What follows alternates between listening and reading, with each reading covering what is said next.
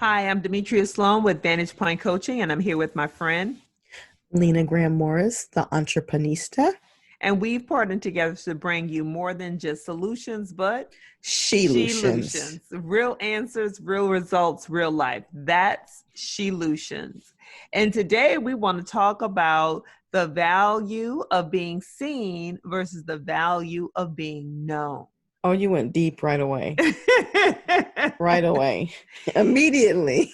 No Yeah. chaser. No chaser. Okay. And this topic kind of came to me over the last couple weeks as if some people will recall the versus battle with Teddy Riley and Babyface the first night where they had all the technical difficulties. There's a gentleman in the background who seemingly was a hype man for Teddy Riley. Many people who didn't know who he was because we had never seen him before, right?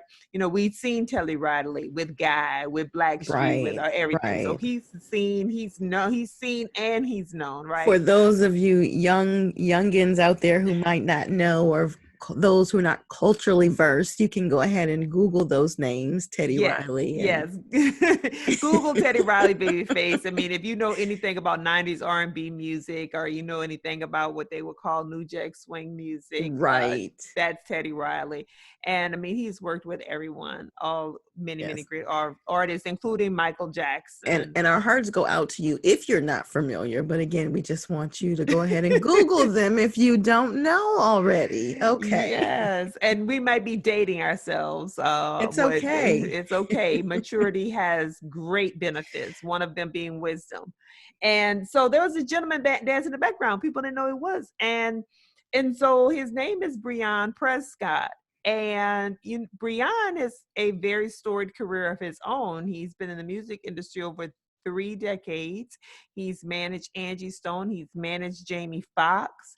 He has he's doing all of these things in the music industry. And so he is someone who is known, but very rarely seen. And then that got me thinking back to another documentary that I saw on Netflix about the Black Godfather, Mr. Yes. Clarence Avant, who also has been in the industry for years behind the scenes, and everyone has called on him for his services, from Bill Clinton to Barack Obama, to P. Diddy. Everyone who is anyone and has needed something to get done, needed a message to be communicated, they needed to be connected to the right people, they always said, call Clarence, And you know call what, Clarence. Demetria, I make reference to my husband many times, but he is a music buff. And actually, after he watched that documentary, I remember him coming outside to tell me about the documentary on Netflix and how amazed he was because, being in the music scene and a DJ for years, he just found the documentary amazing. I I love that you're bringing this up because for me, it also translates to your professional career Mm-hmm. as well, you know. And so the term again is Like I said, do we want to be seen or do you want to be known? And I think there's some value in being both seen and known. But one of the key takeaways for me and one of the solutions for me is first be known. Be known by your work. Be well, let's go known back. by Let's your go work back. ethic. Let's go back Okay. and break it down for the Okay. audience first. Okay, so how would you define being known? Being known is when you don't have to be in the room for your name to be brought up.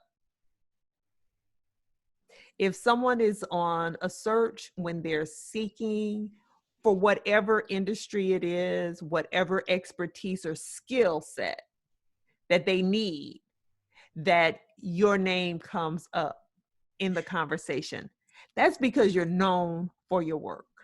So reputation speaks volumes. Your word, your previous history or track record allows, or and treating others well allows you to come up and even in a professional sense, perhaps around the boardroom table or the decision makers table. So being known. So now when you talk about being And seen. let me give you another example of Okay. being known. So I was at the Black Enterprises Women of Power Summit last year, and the CEO of the Dallas Mavericks, Cent Marshall, and I've started to follow her and watch her in many different areas since then. But she talked about her 30 plus career with AT&T, and she was retiring and starting her own consultancy when Mark Cuban called her. And Mark Cuban sought her out because in the Billionaires Boys Club that he's a member of, he knew he had some issues with within his organization in terms of diversity, in terms of equity. They had just done a survey, employee survey, and gotten some research back on his organization and what was going on in his organization. And so when he was in the Billionaires Boys Club and saying, okay, who can I bring in to fix this, to turn this thing around, to get the Dallas Mavericks where I want it to be, her name came up several times.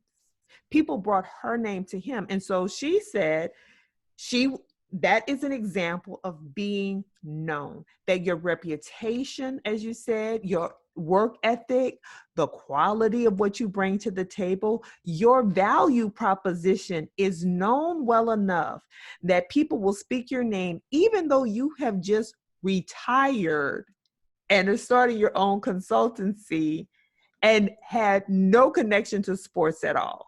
But he needed a CEO. Wow. Okay. So now define for us being seen. So being seen is, I think, just that. It's your face is everywhere. And there's so much quest to be seen now, whether it's social media driven. And so we have a whole new term now, social media influencer, right? We have people who are seen, reality stars. We see a lot of that. They're seen. So we see them on television. We see them in print ads. We see them in circulars. We see them on social media. But what is their value proposition other than being seen? So I want to say a couple of things if I can. And one of the things is, it's so ironic that you're saying this. It helps to make it clear in this era of social media that it's still okay to be a backup dancer. It's still okay not to be the face and the influencer, because so many times those influencers aren't converting. So they're making movement, but they aren't gaining momentum, right? Mm-hmm. So we've talked about this many times before, and whatever fits your ultimate goal, that's fine. I don't think you're saying one versus the other. I think this is something just for our listeners and for everyone to think on. What is best for you? And, I had to talk to my team the other day about, are you just making motions?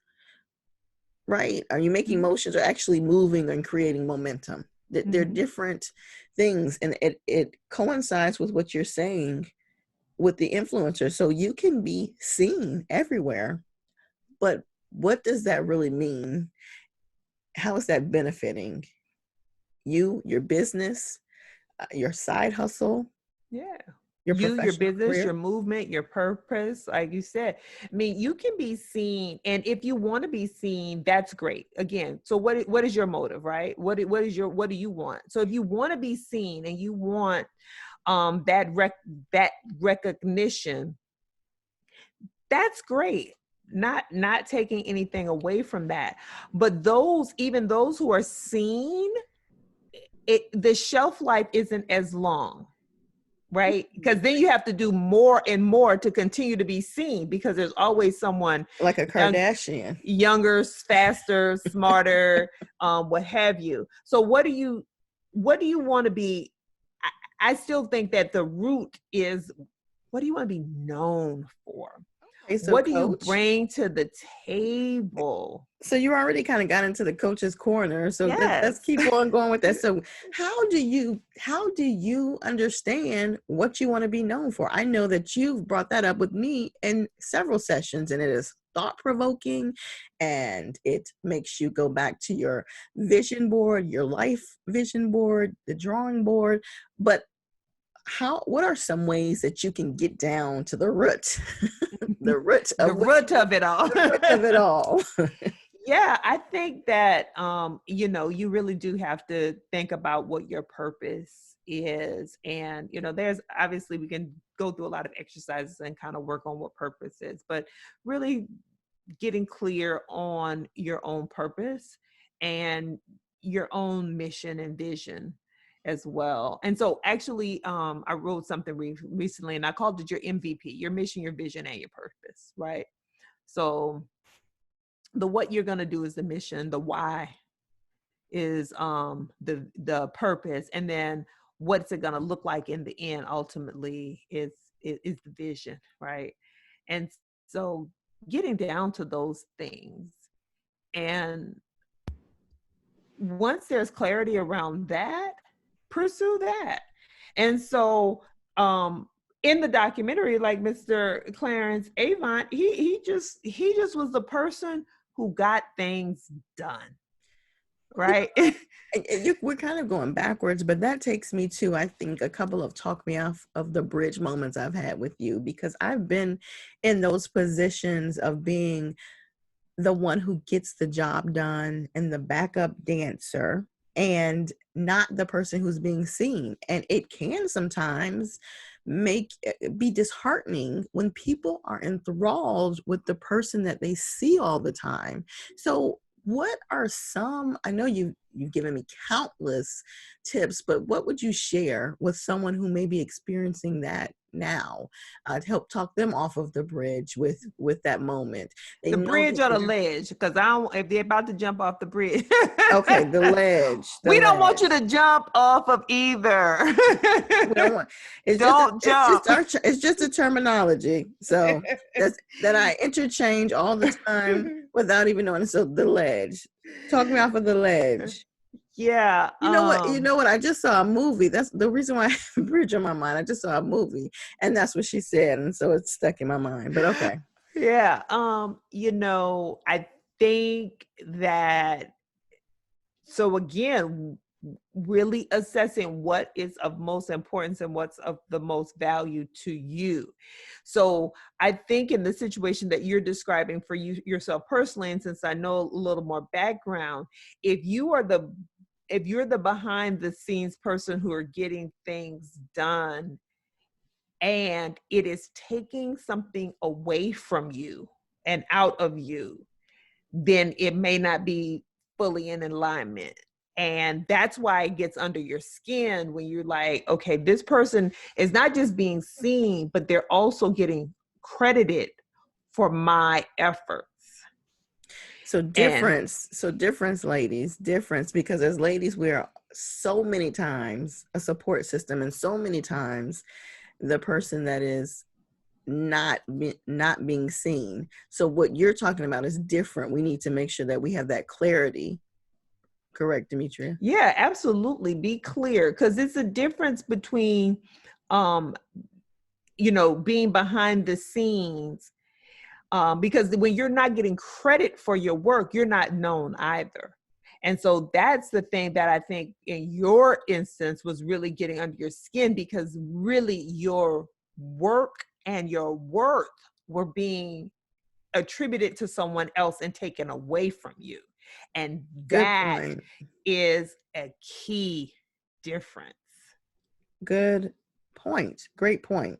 And great point to transparent moment, vulnerable moment to share with our audience, so that if someone is dealing with that, they can take a step back. Because again, as women, we so many times we are coined into those support roles. So being clear if it is what type of support role it is, if we're being known and just not seen, or if we're not being seen or known, and we are still the background dancer that's getting everything done. We have to understand, ladies, that we have to stand up for ourselves as well.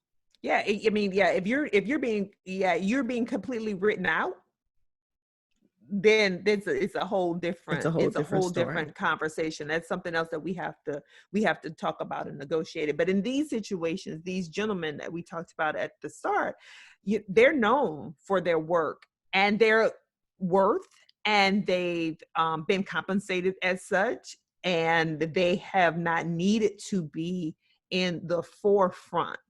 They're fine to be in the background because their value is still there. And so I think that was the distinguishing difference between the situation you found yourself in Versus, so when we versus talk these about these situations. gentlemen, you Mhm. really you don't have a preference, or you don't think one is better than the other as far as being seen or known, or how do you weigh in particularly on their scenario? I don't think I don't necessarily have a preference, but I would say that in the circumstances where people are only known or only seen, not known, only seen, it's usually fleeting. And I'm trying to think of examples off the top of my head. One that comes to my mind. So they're probably seen and known, but known for all the wrong reasons. Think of like a Milli Vanilli, right? Right. They were seen, they were everywhere, face everywhere, and known for all the wrong reasons, right? Because of course it ended up blowing up in their face. And again, like I said, we might be dating ourselves in terms of these musical The, references. references. So we have three um, options, right? So it sounds like we have three options, three solutions. We can be seen, mhm, we can be known, or we can strive to be both. mhm. So how do we strive to be seen? So you talked about, even with your sessions, getting down to the root of it, to your purpose, getting very clear. And when you get very clear then on your purpose, what is the next step on deciding which is best for you?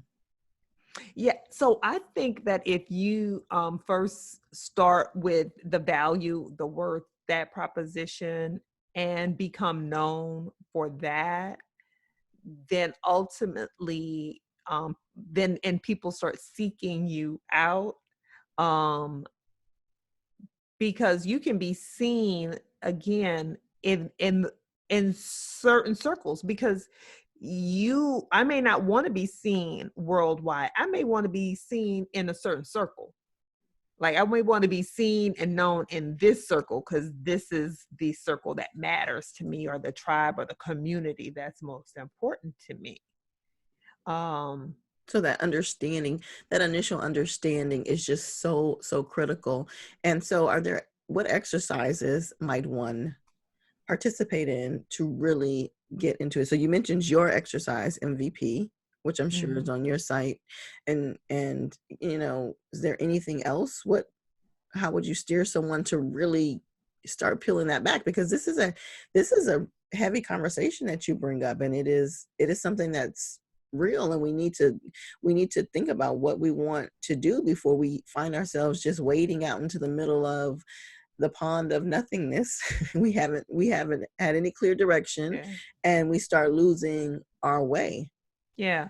Well, and we see a lot of it, like you said, in the advent of social media. Um, there are few who cut through that rise to the top, so they're seen consistently. But there are others who are seen just as much, but they're not cutting through and not connecting, right? So everybody's trying to be seen. But again, those who get the work and known for the work, they rise to the top, they cut through, they have lasting impact. So do the work. Do the work, Do the work. So be how do you clear, do the so work. how do you deal with being in situations where individuals, so you know your craft, you have gotten clear, you are putting yourself in the right positions. So how do you deal with those times where you're running into obstacles where there just are people who do not want to let you be seen or heard based on whatever the case? I mean, do you have any advice or coach's corner? How would you coach someone through that? So I am of the mindset, because I do have a growth mindset and I do believe in abundance. I think that there's room for everyone. Um, but it's about connecting to your group, your audience, and and whatever that, some people say secret sauce, is what distinguishes you, what, how you connect and with someone else, with another, with that group, is it's completely and uniquely you. Right. um When and you make a so you just continue to be authentically you, and show up in that authentic way. I think what happens in an effort to be seen, people, they do any and everything, right? So they're here, they're there, they're dabbling in this and that, and it's like, okay, so what are you? What do you do, and what value do you bring? Because these people are known for what they brought to the table.